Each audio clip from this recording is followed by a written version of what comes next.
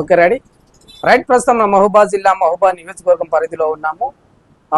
నిన్న ఎమ్మెల్సీకి సంబంధించిన 5 స్థానాలకు సంబంధించింది ఎమ్మెల్సీ కాంగ్రెస్ ప్రభుత్వం సంబంధించిన 5 స్థానాలను సంబంధించిన 3 స్థానాలు కాంగ్రెస్ పార్టీ బీఫామ్ ఇచ్చిన పరిస్థితి.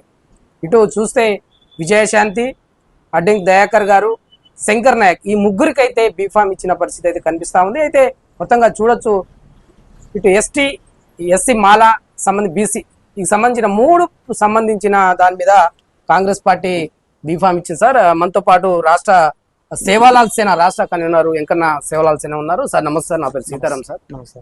మొత్తంగా చూడొచ్చు, కాంగ్రెస్ పార్టీ పనిచేసిన వాళ్ళకే, పూర్తి స్థాయిలో కాంగ్రెస్ పార్టీ పనిచేసిన వాళ్ళకే టికెట్ ఇస్తుంది, గౌరవంగా చూస్తుంది అన్న మన నటరాజన్ మీనాసి గారు కూడా చెప్పిన పరిస్థితి.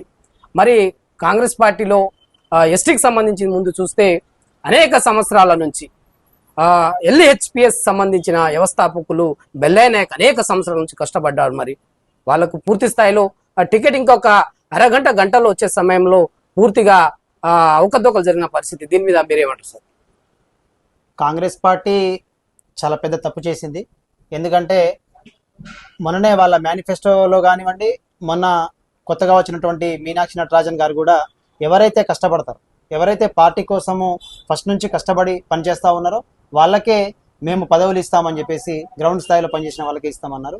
కానీ మరి నిన్న జరిగినటువంటి ఎమ్మెల్సీ మరి ఆ సీట్ల విషయంలో చాలా పెద్ద తప్పిదం జరిగింది. ఎందుకంటే పార్టీని నమ్ముకొని ఎల్హెచ్పిఎస్ వ్యవస్థాపక అధ్యక్షులు తేజావత్ బెల్లయ్య నాయక్ గారు మరి చాలా సంవత్సరాల నుంచి పార్టీని నమ్ముకొని ఉన్నారు. వారికి ఎమ్మెల్యే టికెట్ ఇస్తామన్నారు. ఎమ్మెల్యే టికెట్ ఇస్తా అని చెప్పేసి తీరా ఆ టికెట్ను ఇవ్వకుండా వేరే వాళ్ళకి కేటాయించడం జరిగింది. మరి ఎంపీ టికెట్ వస్తుంది అనుకున్నాము, కానీ ఎంపీ టికెట్లు కూడా మోసం చేశారు. ఇప్పుడు ఎమ్మెల్సీ టికెట్ కంపల్సరీ అంటే ఇవ్వాల్సినటువంటి అన్ని క్వాలిటీస్, అర్హతలు అన్నీ అతనికి ఉన్నాయి.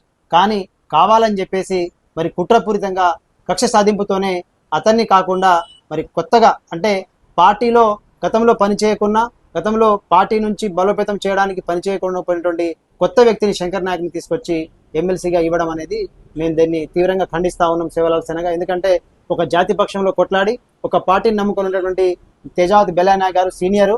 ఆయన మా లంబాడి హక్కుల పోరాట సమితి మొత్తం యావత్తులో ఈ రాష్ట్రంలో ఉన్నటువంటి 45 లక్షల మరి లంబాడి జనాభా బంజారా ప్రతినిధిగా ఉన్నారు ఆయన. కాబట్టి ఆయనకు ఇవ్వకపోవడం చాలా బాధాకరం. దీన్ని తీవ్రంగా మేము ఖండిస్తాము. సార్ ఇటు చూస్తే విజయశాంతి గారికి సంబంధించి చూస్తే మంచి లీడరు, మంచి యాక్టర్ కూడా, దాంట్లో మనం తప్పుగా అనుకోవద్దు. కానీ సీనియర్కి సంబంధించిన అనేక సంవత్సరాల నుంచి లేడీకి సంబంధించి చూస్తే, మహిళలకు సంబంధించి చూస్తే అనేక మంది ఉన్నారు. మరి డైరెక్ట్గా వాళ్ళకే ఇవ్వడం ఏంటి? విజయశాంతి గారికి టికెట్ పిలిచి ఇచ్చినట్టుగా ఉంది. మరి పార్టీలో పనిచేసిన వాళ్ళు ఎటు పోవాలి? దాని మీద మీరు పార్టీలో పనిచేసిన వాళ్ళకి ఇవ్వాలి, అది కూడా తప్పిదం జరిగింది. పార్టీలో పనిచేసిన వాళ్ళకి కాకుండా కొత్తగా వచ్చిన వాళ్ళకు, అంటే ఎవరైతే డబ్బులు ఇస్తా ఉన్నారో, ఎవరైతే డబ్బులకు ఆశ చూపిస్తా ఉన్నారో వాళ్లకు పదవులు ఇస్తా ఉన్నారు. మొన్నటికి మొన్న అందరి మీడియా సమక్షంగా రేవంత్ రెడ్డి గారే ఆయన స్వయంగా అన్నారు, ఎవరైతే మా పార్టీ కోసం కష్టపడతారో వాళ్ళకి పదవులు ఇస్తామన్నారు. మరి ఇటువంటి అంటే దాదాపుగా పార్టీలో పనిచేసిన వాళ్ళకు సంవత్సరాల నుంచి పనిచేసిన వాళ్ళకే ఇవన్నీ ఇటువంటి పరిస్థితి ఉన్నప్పుడు మరి సామాన్య కార్యకర్తల పరిస్థితి ఏంటి? అంటే గ్రామ స్థాయిలో, మండల స్థాయిలో, జిల్లా స్థాయిలో ఉన్నటువంటి కార్యకర్తలు పార్టీ నమ్ముకొని ఉన్నారు కదా. రేపు వాళ్ళ పరిస్థితి ఏంటి? రేపు కార్పొరేట్ ఎలక్షన్స్ కావచ్చు, లేకపోతే మున్సిపాలిటీ ఎలక్షన్స్ కావచ్చు, లేకపోతే ఇప్పుడు గ్రామ పంచాయతీ ఎలక్షన్స్ కావచ్చు, జెడ్పీటీసీ ఎంపీటీసీ ఎలక్షన్లు కావచ్చు. ఆ విధంగా వాళ్ళు పార్టీ నమ్ముకుంటే వాళ్ళకు కూడా ఇదే పరిస్థితి జరుగుతుందా? అంటే ఇక్కడికి ప్రభుత్వం ఏం చేస్తా ఉన్నది? మరి రేవంత్ రెడ్డి గారు మరి ఎవరికి మీరు పీఠం ఇస్తా ఉన్నారు? కష్టపడ్డ వారికి సీట్ అంటున్నారు, కానీ కష్టపడే వారు కాకుండా కొత్తగా వచ్చిన వారు, అంటే ఎవరైతే మీకు డబ్బులు ఆశ చూపిస్తున్నారో ఇది కరెక్ట్ కాదు. మీరు ఇంతకుముందు రియల్ ఎస్టేట్ చేసి ఈ యొక్క ముఖ్యమంత్రిగా ఎదిగారు, కానీ అదే డబ్బులకు ఆశపడకండి. ఎందుకంటే నిజాయితీగా ఎవరైతే ఉన్నారో, పార్టీని నమ్ముకొని ఎవరైతే ఉన్నారో, పార్టీ కోసం ఎవరైతే కష్టపడుతున్నారో వారికి ఇవ్వండి. విజయశాంతి గారు కూడా అసలు పార్టీలో ఎప్పుడైనా కనబడరా? పార్టీలో ఎప్పుడైనా కనబడరా? కనీసం మీటింగ్ లో కనబడరా? కనీసం ఎలక్షన్ ముందు కనీసం ఏ వేదిక పైన వచ్చి ప్రచారం చేశారా? రాహుల్ గాంధీ గారు వచ్చినప్పుడు ప్రచారం చేశారా? లేదు కదా. కాబట్టి ఏ విధంగా పార్టీకి అనుకూలంగా ఇస్తారు మీరు? ఏ విధంగా ఇస్తారు? కాబట్టి తప్పిదం జరుగుతుంది. మా బెల్లయ్య నాయక్ గారి విషయంలో తప్పిదం చేశారు, విజయశాంతి విషయంలో కూడా చాలా మంది ఉన్నారు కదా. ఇప్పుడు మహిళా మండలి చాలా మంది ఉన్నారు, పార్టీ కోసం చాలా మంది కష్టపడ్డ వాళ్ళు ఉన్నారు. పార్టీ కోసం జీవితాన్ని త్యాగం చేసిన వాళ్ళు ఉన్నారు. అవును. మరి వాళ్ళకు కాకుండా మరి విజయశాంతికి రాత్రికి రాత్రే మీరు మనసు మార్చుకొని మరి ఏం జరిగిందో ఏమో తెలియదు కానీ మరి మీకు డబ్బులు మూట ముట్టినాయా ఏం చేసిందా తెలియదు కానీ ఇదైతే కరెక్ట్ పద్ధతి కాదని చెప్పేసి దీన్ని మేము కూడా తీవ్రంగా ఖండిస్తున్నాం. మొన్న ఏం చెప్పారంటే సార్, మీనాక్షి నటరాజన్ గారు వచ్చి రావడంతో కాంగ్రెస్ పార్టీలో ఒక కొత్తదనం వచ్చేస్తుంది, కాంగ్రెస్ పార్టీగా మొత్తం క్రమశిక్షణలో వెళ్ళిపోతుంది, ఇంకా క్రమశిక్షణగా ముందుకు సాగుతున్న తరుణంలో ఇటువంటి దాన్ని చూస్తే మరి ప్రజలు మీరు చెప్పినట్టు గ్రామ పంచాయతీ లెవెల్లో, ఇటు జడ్పీటీసీ ఎంపీటీసీ లెవెల్లో ఇప్పుడు ఎన్నికలు రాబోతున్నాయి ఇంకొక 2-3 నెలలు. మరి ఇక్కడ ఉన్న కార్యకర్తలు ఎటువైపు చూసే అవకాశం ఉందంట సార్? దీని మీద చూడాల్సింది. ఇటు కార్యకర్తలు నాకు తెలిసి చాలా మంది డిసప్పాయింట్ అవుతారు. అవును, చాలా మంది, ఎందుకంటే మేము పార్టీ కోసం కష్టపడ్డాం ఇప్పటి వరకు. అంటే హేమా లాంటి నాయకులకి దిక్కులేనప్పుడు అవును, ఈ పార్టీలో మేము ఉండి ఎందుకు అని చెప్పేసి చాలా మంది వేరే పార్టీ వైపు చూస్తారు. అది ఆటోమేటిక్ గా బీఆర్ఎస్ వైపు కానీ బీజేపీ వైపు కానీ పార్టీ కార్యకర్తలు మొగ్గు చూపే అవకాశం ఉంటుంది. ఎందుకంటే పార్టీలకు వాళ్ళకు స్థానం లేనప్పుడు మాకు కూడా వీళ్ళు ఇవ్వాలని చెప్పేసి వాళ్ళకు కూడా అపనమ్మకం అవుతుంది. ఎందుకంటే ప్రభుత్వం మీద నమ్మకం పోతుంది వాళ్ళకు. ఎందుకంటే ఇప్పటికీ ప్రభుత్వంలో చాలా వ్యతిరేకత వస్తుంది జనాల్లో. ఇప్పుడు గ్రౌండ్ స్థాయిలో చాలా మంది ఇప్పటికీ రైతు బంధు వేస్తామన్నారు, అది టైంకి వేయలేదు. రైతు బంధు మార్చి 31 వరకు అన్నారు, కానీ ఇప్పటి వరకు రైతు బంధుపై క్లారిటీగా లేదు. ఎందుకంటే ఇప్పటి వరకు 3 ఎకరాల లోపు ఇస్తామన్నారు, కానీ ఇప్పటి వరకు నేను చాలా మంది చూసిన ఎకరం 20 గుంటలు 30 గుంటలు ఎకరంన్నర లోపు వాళ్ళకే డబ్బులు పడలేదు. అంటే ఒక ఊర్లకు 2కో 3కో 4కో 5కో వేసేసి మేము మొత్తం జనాలకి అందరికి వేసేసామని చెప్పేసి ఇది కరెక్ట్ కాదు. కాబట్టి జనాలు అందరూ కూడా అసహనంతో ఉన్నారు, చాలా తీవ్ర వ్యతిరేకతతో ఉన్నారు గ్రౌండ్ స్థాయిలో. కాబట్టి రేవంత్ రెడ్డి గారు కానీ లేకపోతే పార్టీ పెద్దలు కానీ ఇప్పుడు వచ్చినటువంటి మీనాక్షి నటరాజన్ కానీ గమనించాలి. ఎందుకంటే మనం ఏం చేస్తున్నాము, మరి మన పథకాలు గ్రౌండ్ స్థాయికి వెళ్తున్నాయా లేదా, మరి ప్రజలు మనకు ఓటేస్తారా లేదా, రేపు ఎలక్షన్లో మనం ఏ విధంగా పోవాలి, పోయినప్పుడు వాళ్ళు మనకు ప్రజలు స్వాగతించాలి కదా. కానీ ప్రజలు ఇప్పుడు తిట్ల పురాణంతో తిరస్కరిస్తారు. కాబట్టి దీన్ని వాళ్ళు గమనించుకొని ముందుకెళ్తే బాగుంటుంది. సరే, ఇది అడ్డంకి దయాకర్ గారు అంటే ఇప్పుడు రాహుల్ గాంధీ పాదయాత్రలో అనేక దాని మీద పూర్తి స్థాయిలో పాల్గొన్నారు. ఎస్సీ మాలకు సంబంధించిన క్యాండిడేట్ పూర్తి స్థాయిలో దాంట్లో మనం చూడొచ్చు. మీరు దీని మీద మీరు ఎలా చూస్తారు? ఇది మంచి తరుణమే. ఎందుకంటే అద్దంకి దయాకర్ గారు మంచి వ్యక్తి. అద్దంకి దయాకర్ గారు సామాజిక వర్గం అంటే మన మాల సామాజిక వర్గానికి చెందినవారు కాబట్టి వాళ్ళ కులం కోసం కానీ లేకపోతే తెలంగాణ ఉద్యమంలో కానీ చాలా చురుకైన పాత్ర పోషించారు. అతనికి ఇవ్వడం అనేది ఈ రాష్ట్రంలో చాలా మంది ఆనందం వ్యక్తం చేస్తా ఉన్నారు. ఎందుకంటే పార్టీ కోసం కష్టపడ్డారు. మంచి వ్యక్తి, ఉద్యమకారులు కాబట్టి అతనికి అయితే న్యాయం జరిగిందని అనుకుంటున్నాను. ఎందుకంటే అతని విషయంలో మాత్రం ఫుల్ సక్సెస్, న్యాయం జరిగిందని. సార్, మరోసారి రేజింగ్ చేస్తున్నారని అనుకోవద్దు. అయితే బెల్లయ్య నాయక్ పరిస్థితి ఏంటి సార్? ఎక్కడికి పోయినా అతనికి ఎదురు దెబ్బలు, ఎదురు దాడులు పూర్తి స్థాయిలో. గత 30 సంవత్సరాల నుంచి అనేక పోరాటాల మీద ఇప్పుడు పూర్తి స్థాయిలో గిరిజనులు ఒక మౌత్ పట్టుకొని మాట్లాడుతున్న సమాజంలో 10 మందికి పేరు చెప్తున్నారంటే ఖచ్చితంగా ఎల్హెచ్పి సంబంధించిన రంగారావుకి సంబంధించిన అనేక దాంట్లో పోరాటం చేసి ఫలితంతో ఉన్న బిడ్డలు ఎంతో మంది తిరుగుతున్నారు, ఉద్యమంలో తిరిగిన వాళ్ళు ఉన్నారు. మరి ఎందుకు ఇలా జరుగుతుంది అంటారు అతనికి, బెల్లయ్య గారికి? ఇది కుట్రపూరితంగా జరుగుతుంది. ఎందుకంటే రెడ్డి సామాజిక వర్గం వాళ్ళు ఒక లంబాడి సామాజిక వర్గాన్ని ఎదగని. ఫస్ట్ ఆఫ్ ఆల్ ఏంటంటే వాళ్ళు కావాల్సింది ఇస్తామంటే ఇస్తారు. ఎవరికి ఇస్తారు? తెలివి లేని వాళ్ళకు, కొత్తగా వచ్చిన వాళ్ళకు. ఎందుకంటే తెలివైనటువంటి నాయకుడికి గనుక ఇస్తే వీళ్ళు మన ఎదురుదాడి చేస్తారు, ప్రశ్నిస్తారు, వీళ్ళకి ఆ చాకచక్యం ఉంటది, అన్నిట్లో ఆరితేరున్నారు కాబట్టి వీళ్ళు ప్రశ్నిస్తారనే ఉద్దేశంతో కావాలని ఇవ్వట్లేదు. ఎందుకంటే బెల్లయ్య నాయక్ గారి విషయంలో అతను అన్ని క్వాలిటీస్ ఉన్నాయి. అతను చాలా నాలెడ్జ్గా ఉన్నటువంటి వ్యక్తి. అతను జాతి కోసం కాదు, అనేకం అంటే రాహుల్ గాంధీ గారి పాదయాత్రలో చాలా ప్రాంతాలు నడిచిండు ఆయన, అనేక విషయాలు ఆయనకు తెలుసు. సో ఆ వ్యక్తికి మీరు ఎమ్మెల్యే టికెట్ ఇవ్వలేదు, ఎంపీ టికెట్ ఇవ్వలేదు, ఇప్పుడు ఎమ్మెల్సీ టికెట్ కూడా ఇవ్వలేదు కదా. కాబట్టి అంటే ఏం చేస్తారు మీరు? అంటే మీరు సామాజిక న్యాయం చేస్తానని వచ్చింది కదా. ఇప్పుడు లంబాడీస్ ఓట్లతోనే గెలిచింది మీరు. అత్యధికంగా నేను చెప్తున్న ఇవాళ ఉమ్మడి నల్గొండ కావచ్చు, ఉమ్మడి వరంగల్ కావచ్చు, ఉమ్మడి ఖమ్మం కావచ్చు, ఈ 3 ప్రాంతాల్లోనే ఎక్కువగా మన బంజారా కమ్యూనిటీకి సంబంధించిన వాళ్ళు ఉన్నారు. అయితే ఈ యొక్క 3 ప్రాంతాల్లో ఉన్నటువంటి బంజారా కమ్యూనిటీస్ ఏకధాటిగా ఓట్లు వేయడం వల్లనే మీరు ఇవాళ సీట్లో కూర్చొని మీరే స్వయంగా చెప్పుకున్నారు. రేవంత్ రెడ్డి గారు మీరు చెప్పారు. ఎందుకంటే ఇది వాస్తవం. ఎందుకంటే ఎవరు ఏ సామాజిక వర్గం అయితే మీకు 1 సైడ్ ఓట్లు వేసిందో ఆ విధంగా బంజారా కమ్యూనిటీ మొత్తం కూడా మీకు 1 సైడ్ ఓట్లు వేసింది కాబట్టి మీరు గద్దెనెక్కారు ఇవాళ.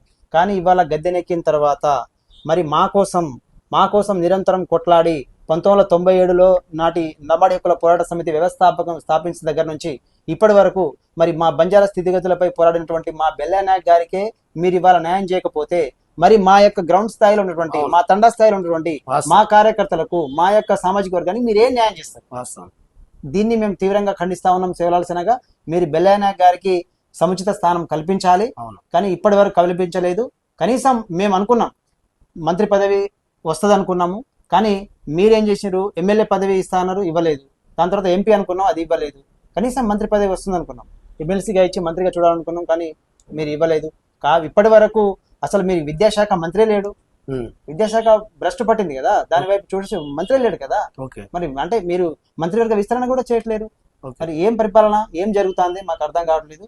దీన్ని మాత్రం ప్రజలు తీవ్రంగా వ్యతిరేకిస్తారు, గ్రౌండ్ స్థాయిలో ఖచ్చితంగా ఓడిస్తారు. ఓకే సార్, చిన్న విషయం ఇక్కడ మున్సిపల్ కి సంబంధించిన కూరగాయల మార్కెట్ సంబంధించింది బీఆర్ఎస్ గతం కేటీఆర్ గారు దగ్గర ఆయన చేతుల మీదుగా అక్కడ ఓపెనింగ్ చేసిన పరిస్థితి కూరగాయల మార్కెట్ సంబంధించింది. అది పూర్తిగా బస్ట్ పట్టిన పరిస్థితి. అక్కడ అనేక ఘోరమైన పరిస్థితులు జరుగుతున్నాయి. అక్కడే తాగుడు, అక్కడే బార్ షాప్ ముందు ఇక విచిత్రంగా ఉంది అక్కడ పరిస్థితి. సార్ దీని మీద మీరు ఏమంటారు సార్? అది ఓపెన్ అయి ఉంది కదా, అక్కడ గాంధీ పార్క్ లో ఏమో ఏదైనా మీటింగ్లు పెట్టుకుందామని విశ్రాంతి కోసమో ఏదైనా కూర్చుందామని దాంట్లో కూరగాయల మార్కెట్ పెట్టారు. అసలు ఇక్కడ ఏం జరుగుతుంది? ఇక్కడ అటు బీఆర్ఎస్ ఎమ్మెల్యే ఉన్నప్పుడు అదే పరిస్థితి, ఇక్కడ కాంగ్రెస్ ఎమ్మెల్యే ఉన్నా కూడా ఇదే పరిస్థితి. దీని మీద మీరేమంటారు? ఇక పెద్ద నాయకుడిగా మాట్లాడతారు. అయితే దీన్ని మేమేం చేస్తున్నామంటే, ఇది గిరిజన జిల్లా. ఓకే, మహబూబాద్ అనేది పూర్తిగా 90% గిరిజన జిల్లా. ఇక్కడ ఎక్కువ కూరగాయల వ్యాపారం ఎక్కువ జరుగుతుంది. అవును. గతంలో ఏం జరిగిందంటే, కూరగాయలు రైతులు తండాల నుంచి తీసుకొచ్చి అమ్మడానికి వాళ్ళకు ఒక కూరగాయల ప్లేస్ అంటే మార్కెట్ ప్లేస్ లేదు. అవును. గతంలో నేను చాలా చూసిన, నేను ఉద్యమం చేసినప్పుడు కానీ తెలంగాణ ఉద్యమంలో కానీ అంతకుముందు కానీ చాలా చూసిన విషయాలు ఏంటంటే, వాళ్ళు కూరగాయలు తీసుకొచ్చి రోడ్ల మీద వేసి అమ్మేవారు. రోడ్ల మీద ట్రాఫిక్ పోలీసులు విచిత్రం ఏంటంటే ఆ గంపల కొద్ది కూరగాయలని కింద పారపోసేవారు. చాలా మంది గిరిజనులు ఏడ్చారు. చాలా మంది గిరిజనులు ఇబ్బంది పడ్డారు. వాళ్ళకు ఒక ఖచ్చితంగా మార్కెట్ అనేది ఉంటే, కూరగాయల మార్కెట్, వెజిటేబుల్ మార్కెట్ కనుక సపరేట్ ఉంటే వాళ్ళు అక్కడ వెళ్ళి కూరగాయలు అమ్ముతారు. ఇది జరిగింది. మరి సరే, ప్రభుత్వం వచ్చింది. దాని తర్వాత అక్కడ కేటీఆర్ గారితో ఇనాగ్రేషన్ అయిపోయింది. ఇనాగ్రేషన్ అయిన తర్వాత అది ఇప్పటి వరకు దానికి మోక్షం లేదు. ఇప్పటి వరకు అది దాని తర్వాత మరి మున్సిపాలిటీ వాళ్ళు ఏం చేసినారో, ఉన్నటువంటి మున్సిపాలిటీ చైర్మన్ గారు రామ్మోహన్ రెడ్డి గారు చాలాసార్లు మేము చెప్పినాం, చాలాసార్లు మరి కమిషనర్ గారిని కూడా కలిసినాం. మరి ఏం చేసిందో తెలియదు, కానీ ఇప్పటి వరకు నిమ్మకు నీరెత్తనట్లుగా అట్నే ఉంది. అంటే ఎక్కడ వేసిన గొంగడి అట్నే అన్నట్టుగా ఆ మార్కెట్ అట్నే ఉంది. ఇప్పుడు అది కూరగాయల మార్కెట్ కాదని, అది బీర్ షాప్, బ్రాండ్ షాప్ అయింది అది. ఎందుకంటే చాలా మంది అసాంఘిక కార్యక్రమాలకు అడ్డా అయింది. అది అసాంఘిక కార్యక్రమం అడ్డా అయింది. చాలా మంది మద్యం సేవించి బీర్ బాటిల్స్ అన్ని అక్కడనే వదిలేసి వెళ్తున్నారు. ఇప్పటికైనా గత ప్రభుత్వం తప్పు చేసింది.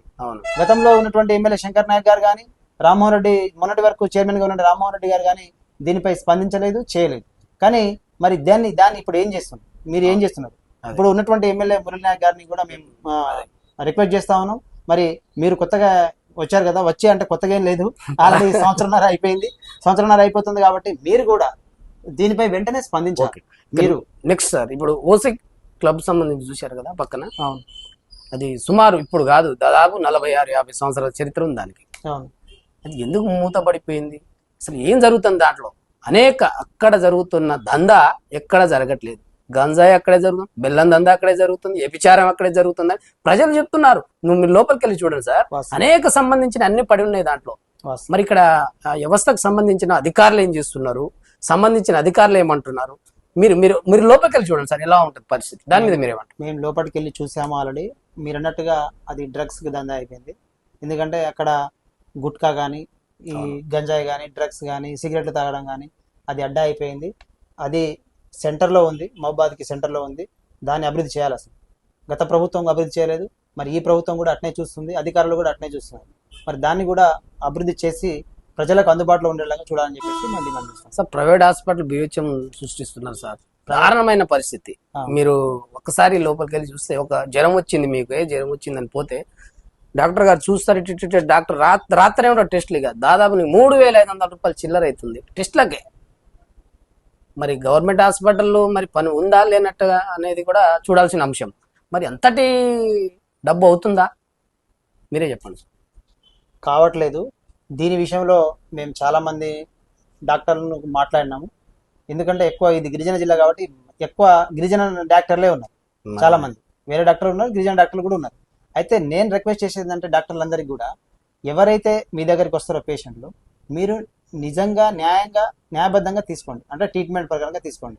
కానీ మీరు చేయని ట్రీట్మెంట్కి చేసినట్టుగా బిల్లులన్నీ ఎక్స్ట్రా వసూలు చేస్తే ఇక్కడ ఉన్నట్టు గిరిజనులందరూ కూడా చాలా కాయకష్టం చేసి చాలా బీద ప్రాంతం ఉంది, మనకు అభివృద్ధి కాని ప్రాంతం ఇది.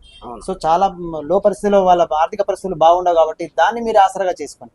అంటే వైద్యాన్ని మీరు ఆసరాగా చేసుకుని భయపెట్టి భయభ్రాంతులకు గురి చేసి, ఖచ్చితంగా నేను చెప్తున్నా, ఈ రోజు గవర్నమెంట్ హాస్పిటల్లో అన్ని సౌకర్యాలు ఉన్నాయి, అన్ని ఎక్విప్మెంట్స్ అన్ని ఉన్నాయి కదా. సో గవర్నమెంట్ హాస్పిటల్లో మీరు రెఫర్ చేయండి. అంటే పేదవాళ్ళు ఎవరైతే మీ దగ్గరికి వస్తారో వాళ్ళను మీరు గవర్నమెంట్ హాస్పిటల్ పోతే అక్కడ ఏం లేదనేది ఇక్కడికి వస్తున్నాం అంటారు వాళ్ళు. అక్కడ అన్ని సౌకర్యాలు ఉన్నాయి, లేకపోతే మీరు కొట్లాడి అక్కడ చేయించాలి. కానీ నేను రిక్వెస్ట్ గా ప్రజలకు కూడా రిక్వెస్ట్ చేస్తున్నా, ప్రజలు కూడా మీరు ఖచ్చితంగా గవర్నమెంట్ హాస్పిటల్కే వెళ్ళండి.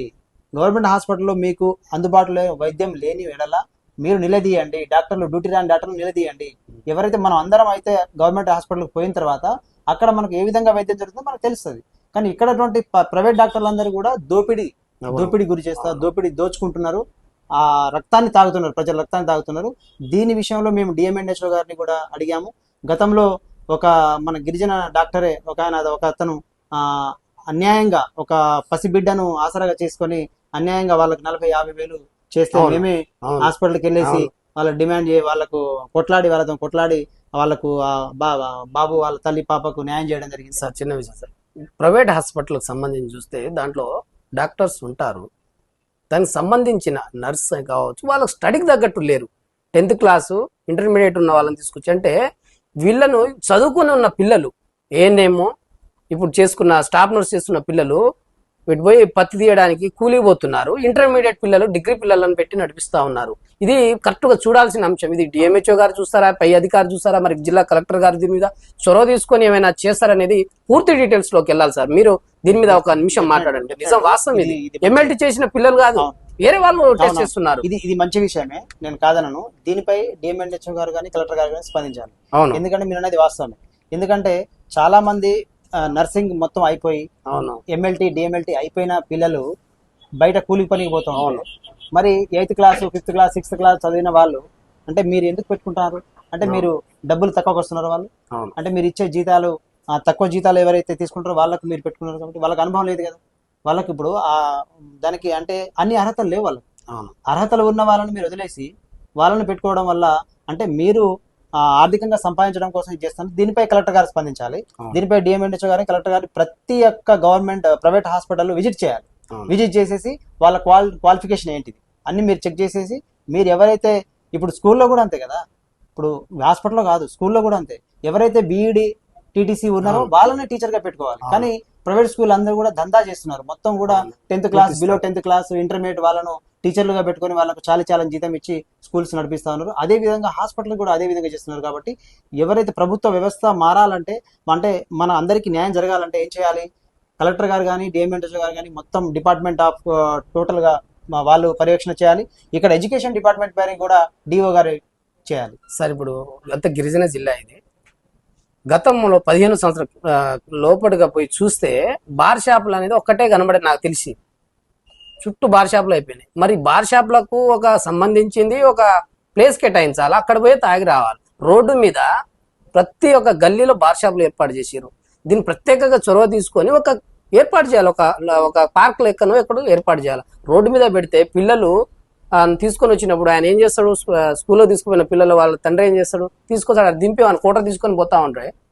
రేపు ఆ చిన్నపిల్లలు కూడా ఏం చేస్తారు, అదే స్థాయిలో వాళ్ళకి వెళ్తున్నారు. అయితే నేనేమంటున్నా అంటే తాగండి, చేయండి, దాంట్లో తప్పేం లేదు. కానీ దానికి ఒక సీక్రెట్ మెయింటెనెన్స్ ఉండాలి. ఎక్కడ తాగుతుంది, ఎక్కడ నుండి వస్తున్నాడు కూడా తెలియకుండా ఉండాలి పిల్లలకు. భవిష్యత్ కార్యాచరణకి నేను అంటున్నాను, ఇక్కడ ఉన్న బార్ షాపులు అన్ని తీసి దూరంగా పెట్టండి అనేది నా క్వశ్చన్. సూపర్. ఇది మంచి ప్రశ్న. ఎందుకంటే నాకు ఆలోచన వచ్చింది కానీ మీరు అడిగారు. ఇది చాలా ఎవరు అడగలేదు. ఇది మంచి క్వశ్చన్ అడిగారు మీరు. దీన్ని నేను అప్రిషియేట్ చేస్తున్నా మిమ్మల్ని. ఎందుకంటే నేను మహారాష్ట్ర వెళ్ళాను, కేరళ వెళ్ళాను, కర్ణాటక వెళ్ళాను, అన్ని రాష్ట్రాలు తిరిగాను దాదాపుగా. కానీ నేను వెళ్ళినటువంటి స్టేట్స్ లో వేరు, ఇక్కడ వేరు జరుగుతుంది. తెలంగాణలో కేవలం ఏంటంటే రోడ్ల మీదనే, అంటే మామూలుగా వేరే కూరగాయల షాపు కిరాణా షాప్ లో ఉండాల్సినటువంటి ఆ యొక్క ప్లేస్ లో అవును దారుణంగా మీరు అన్నట్టుగా విత్ మొత్తం హైవే రోడ్ల మీదనే ఈ యొక్క బ్రాండీ షాపులను చేసి వాళ్ళ పర్మిషన్ ఇచ్చేశారు. అవును ఇది చాలా దారుణం. దీన్ని తీవ్రంగా ఖండించాలి. మీరు అన్నట్టుగా వేరే స్టేట్కి వెళ్ళి చూడండి. అవును నేను అధికారులను కానీ ఇక్కడ గవర్నమెంట్ కానీ నేను డిమాండ్ చేసేది అంటే మీరు వేరే స్టేట్ చూడండి. కేరళ చూడండి. అవును కేరళలో కనీసం మందు కావాలంటే ఒక 6-8 కిలోమీటర్ నడిచి అదే. వెళ్లాల్సినటువంటి పరిస్థితి. అది ఎక్కడో అవును. మూల ప్రాంతంలో ఉంటది. అవును. ఆ మూల ప్రాంతం నుంచి అక్కడికి ఎవరైతే డ్రింక్ చేస్తే వాళ్ళు అలవాటు ఉంటారో వాళ్ళే వెళ్తారు, వాళ్ళే తీసుకొస్తారు. Not allowed for childrens. అవును. అంటే వేరే వాళ్ళను అలౌ చేయరు, వాళ్ళు దూరంగా ఉంటారు. ఎందుకంటే దీన్ని చూసి మీరు అన్నట్టుగా స్కూల్కి పోయే పిల్లలు కానీ కాలేజీకి పోయే పిల్లలు కానీ చాలా మద్యానికి బానిస అవుతున్నారు. తెలంగాణ నాశనం అవుతుంది. మన తెలంగాణలో పరిస్థితి ఏంది? వేరే రాష్ట్రం నుంచి వచ్చి ఇక్కడ పనిచేస్తా ఉన్నారు, మన వాళ్ళేమో మద్యానికి బానిసలు అవుతున్నారు, రాజకీయంగా బానిసలు అవుతున్నారు. కాబట్టి దీన్ని మీరు అన్నట్టు క్వశ్చన్ మంచిది. ఇది దీన్ని ప్రభుత్వం కూడా ఖచ్చితంగా మీరు అన్నట్టుగా దూరం, ఏది సిటీకి దూరంలో, ఈ జనావాసాలకు దూరంలో పెట్టాలి. చిన్న క్వశ్చన్ సార్, ఇది ప్రైవేట్ స్కూళ్లకు పిల్లలు ఎక్కువ పంపిస్తా ఉన్నారు. అవును. మరి నిన్న కూడా 56 కోట్ల పెట్టి మళ్ళీ స్కూల్ కట్టడానికి దీనికి దానికి ఫండ్స్ చేస్తున్నారు. ఉన్న స్కూళ్ళలో టీచర్లు ఎక్కువైపోయారు, పిల్లలు తక్కువైపోయారు. ముగ్గురు టీచర్ ఉంటే ముగ్గురే పిల్లలు ఉన్నారు. అవును. ఈ తరుణంలో మరి ప్రైవేట్ స్కూళ్ళకి ఎందుకు పంపిస్తున్నారు పిల్లలకు అనేది దీని మీద ఒక జియో ఓపెన్ చేయాలి. నేనేమంటున్నా ఏంటంటే అవును. ప్రైవేట్ స్కూల్లో చదివితే వాళ్లకు గవర్నమెంట్ జాబ్లకు నిషేధం అని పెట్టాలని నా క్వశ్చన్. మీరేమంటారు? నిషేధం ఏమీ లేదు, కాకపోతే ఇప్పుడిప్పుడే మనం రాష్ట్రం డెవలప్ అవుతుంది మరి కాబట్టి ఆర్థికంగా వెనకబడిపోతున్నాం అంటే వాళ్ళే గుంజుతున్నారు కదా. Yes, yes. College Narayana college అంటారు, ఈ కాలేజ్ ఆ Yes, yes. కాలేజ్ అని. దాని అయితే దీన్ని నేనేమంటున్నా అంటే, మీరు పిల్లల్ని పంపించేటప్పుడు అసలు ఎడ్యుకేషన్ ఎలా ఉండాలంటే, ఇప్పుడు తండా స్థాయి స్కూల్లో ఉన్నాయి, గవర్నమెంట్ స్కూల్లో, ప్రాథమిక పాఠశాలలు ఉన్నాయి. ప్రాథమిక పాఠశాలలో ఒక టీచర్కి 10 మంది 20 మంది 5 మంది 5 10 మంది 15 మంది ఉంటారు. అదే మీరు ప్రైవేట్ స్కూల్కి పంపిస్తే ఒక టీచర్, ఒక క్లాస్ టీచర్ క్లాస్ చెప్తుంటే 50 మందికి చెప్పాలని. అవును. సో 50 మందిలో ఎవరు పడుకున్నారు, ఎవరు అట్రాక్టివ్ ఉన్నారు, ఎవరు అసలు వింటున్నారా లేదా అని చెప్పేసి అబ్జర్వ్ చేయడం ఒక టీచర్కి కష్టం అవుతుంది. అదే గవర్నమెంట్ స్కూల్లో తక్కువ మంది స్టూడెంట్స్ ఉన్నారు, ఎక్కువ మంది టీచర్లు ఉన్నారు కాబట్టి వాళ్ళకి నేను తండా స్థాయి నుంచి వచ్చిన, నేను మా తండలో కూడా చదివే పిల్లలకు నేను వాళ్ళకు ఎగ్జామ్ కూడా పెట్టినా, వాళ్ళకు మోరల్ క్వశ్చన్స్ అడిగితే తండా ప్రాథమిక పాఠశాలలో ఉన్నటువంటి స్టూడెంట్స్ వాళ్ళు చెప్పే క్వశ్చన్స్ ఆన్సర్స్ బాగున్నాయి. ప్రైవేట్ స్కూల్లో వెళ్ళి వాళ్ళు చెప్పలేకపోతున్నారు, వీళ్ళు చెప్పే ఆన్సర్ వాళ్ళు చెప్పలేకపోతున్నారు. అంటే తండా స్థాయిలో గవర్నమెంట్ పాఠశాలలో చాలా బాగా చెప్తున్నారు, కానీ ప్రజలు కూడా ఆలోచించాలి. సరే, ఎమ్మెల్యేలకు సంబంధించి చూస్తే మనం ఒక 20 నుంచి 30 సంవత్సరాలు చూడండి. మీరు ఏ ఎమ్మెల్యే ఎక్కువగా పనిచేస్తున్నారు అసలు ప్రజలకు దగ్గరగా, ఒక ఏ స్తంభంగా ఏ ఎమ్మెల్యే పనిచేసి ఉంటారు మీకు తెలిసి? ఎక్కడంటారు మీరు? మన మహబూబా నియోజకవర్గమే చూద్దాం, ఇటు డోర్నాకల్ కాన్స్టిట్యున్సీ, ఈ 2 కాన్స్టిట్యున్సీలు చెప్పే అవసరం లేదు. అంటే ఇప్పుడు ప్రజలకు దగ్గరగా అనేది ఏం లేదు. నేనంటున్నా మహబూబాద్లో ఇంతవరకు మహబూబాద్లో పనిచేసిన ఏ ఎమ్మెల్యే కావచ్చు, ఓకే, కానీ ఇంతవరకు మహబూబాద్ని డెవలప్ చేద్దామనే ఆలోచన ఎవరికి లేదు.